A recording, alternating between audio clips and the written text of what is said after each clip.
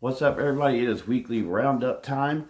I do have a couple of new additions, vinyl-wise, that came in yesterday. So I wasn't able to go to Record Store Day, but my wife found a record store in Charlotte, North Carolina called Lunchbox Records.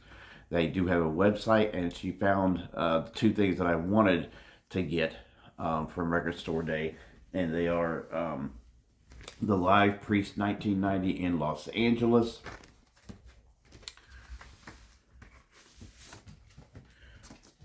From the Painkiller Tour.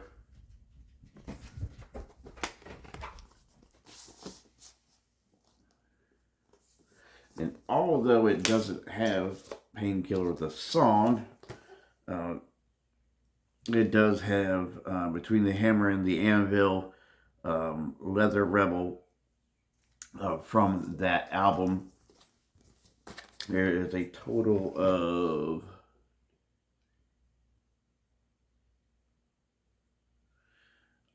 10 tracks on here.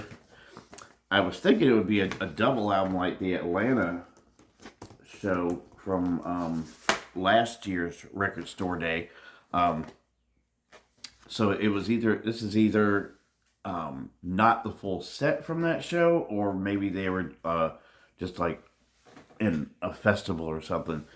And then the other one, which I have a CD copy of, but I've always wanted this on vinyl, and that is the Megadeth Hidden Treasures. I've always liked this cover. Not too keen on this cover, but it's got like a purple marbling thing going on the vinyl. And like the 2011 reissue, it does have the demo bonus tracks on here. You've got a radio edit of the To Le Monde. You got the demo versions of Symphony of Destruction, Architecture of Regression, and New World Order.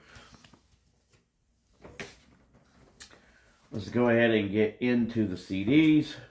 First, we have Nativity in Black, Volume 1, tribute to Black Sabbath. Bands like Megadeth, White Zombie, got Ugly Kid Joe, Typo Negative, Sepultura. Great stuff going on there. Then some Sodom with Decision Day. Fantastic album from them. And then you got some Mortification with Triumph of Mercy, Christian death metal band out of Australia. Part of this, I don't know if it's completely a concept or a thematical album, but part of this describes Steve Rowe, the vocalist and bassist, his journey through his cancer diagnosis and treatment, all that kind of stuff, his faith in God, and what God was able to miraculously bring him through. Then we got some Ultimatum with Lex Metalis, which is their covers album, covering Testament, Saxon, Iron Maiden, Judas Priest, God, who else? Metallica, Megadeth. Got some Christian bands in here as well.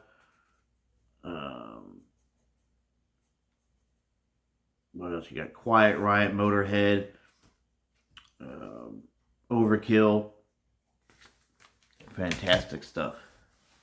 Speaking of Overkill, The Years of Decay. And so Fear Factory with Genexus.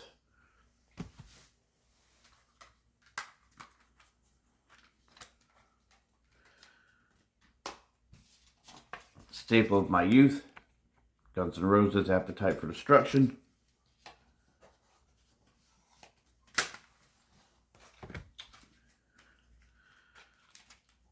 Then you got Do or Die from Viking, thrash metal band, their debut.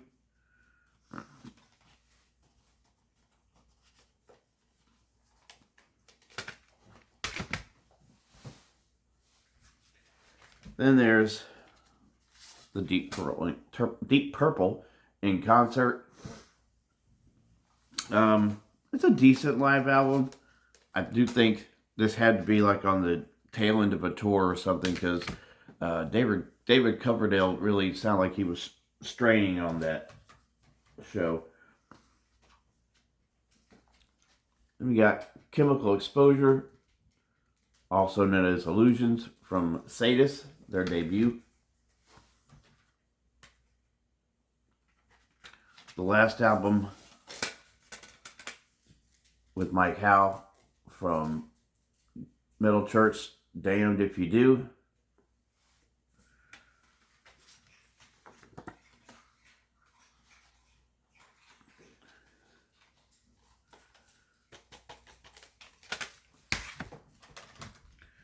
Then we got a little hip hop, Apocalypse 91 from Public Enemy. And Judas Priest with Stained Class. Now on to vinyl selections. Full-length debut from Merciful Fate, Melissa. Parabellum from Testament. Still trying to get into this one. Right now, I'd probably give it a C. I think last time I gave it a C-. Some Motorhead Overkill. Little White Zombie with Astral Creep. Metallica, Hardwired to Self-Destruct.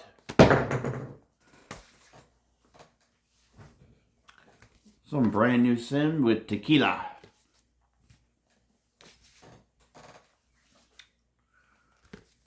Black Sabbath with Paranoid. Iced Earth Melancholy EP, which the vinyl issue of this came with some extra tracks. So there's a total of 7. You got 3 covers. Shooting Star, Electric Funeral, and The Ripper. Some Swedish death metal with Grave, As Rapture Comes.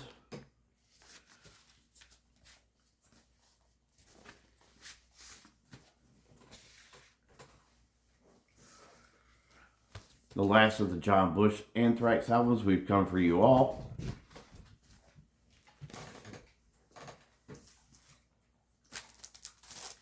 Some Madrost with Into the Aquatic Sector. Nice death thrash.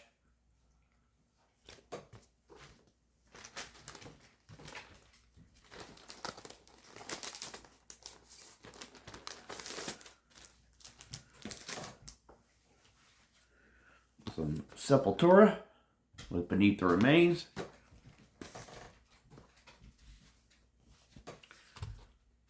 Megadeth Dystopia.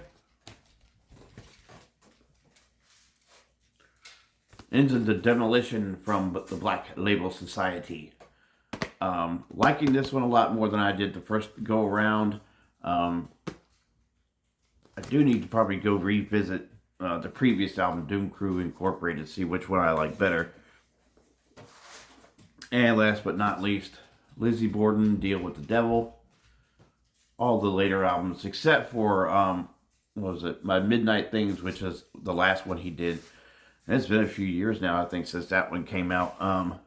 But the rest of the later catalog from Lizzie Borden is pretty good, in my opinion. But that's what I got for this weekly roundup. Until next time, God bless.